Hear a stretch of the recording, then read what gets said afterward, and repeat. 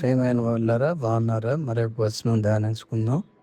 దేవుడు మృతులలో నుండి లేపిన యేసు, అనగా రాబో ఉగ్రత నుండి మనల్ని తప్పించుచున్న ఆయన కుమారుడైన యేసు పరలోకము నుండి వచ్చినని ఎదురు చూచుటకును మీరు ఎలాగూ దేవుని వైపునకు తిరిగి ఆ సంగతి వారే తెలియజేస్తున్నారు.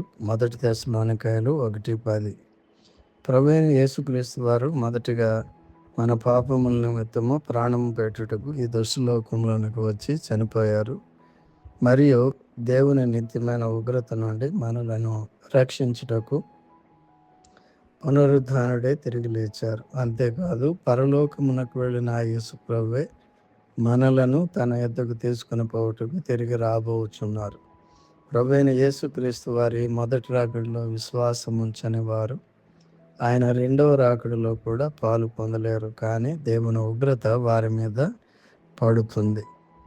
దుర్నీతి చేత సత్యమును అడ్డగించే మనుషుల యొక్క సమస్త భక్తిహీనత మీదను, దుర్నీతి మీదను దేవుని కోపము పరలోకము నుండి బయలుపరచబడుచున్నది అని వ్రాయబడుచున్నది. రోమా 1:18.